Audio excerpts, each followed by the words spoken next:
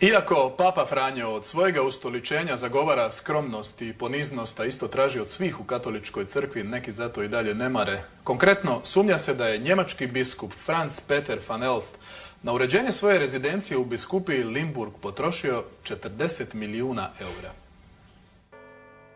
Skromna rezidencija, kako ju nazvao prozvani biskup, koji je ovaj vikend proveo u Vatikanu na razgovoru s papom Franjom, samo je vrh ledenog brijega problema koji spominju župljanji. Od preuzimanja biskupije prije 5 godina nezadovoljstvo raste.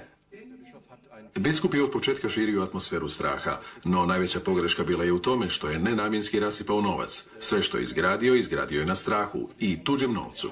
Biskup van Elst naravno tvrdi suprotno, ali ne osobno, već preko posrednika. Biskup poručuje u skromnost i traži od vas strpljenje kako bi se sve ispitalo. Budućnost će pokazati jesu li istinite tvrdnje koje mu se stavljaju na teret.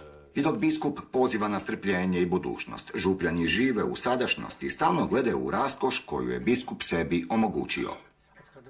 Pa ja sam vjernik. Ovo što vidim, ovaj luksuz je nemoguć. Svrha crkve i svećenika je da budu ponizni i da služe narodu. Upravo u tom služenju narodu prozvani biskup bio je vrlo osebujan. Prošle godine u posjet siromašnima u Indiji putovao je zrakoplovom i to biznis klasom. Sve naravno iz altruizma. Suočen s tolikim informacijama reagirao i njemački crkveni vrh. Stanje u biskupiji u Limburgu uzimam vrlo ozbiljno. Osnovali smo komisiju koja bi trebala istražiti je li bilo osnove za trošenje tolike količine eura. I dok komisija radi svoj posao, biskupa van Elsta nema u javnosti. Čini se da ga čeka premještaj ili možda kazna. Sve ovisi o tome što će reći Vatikan.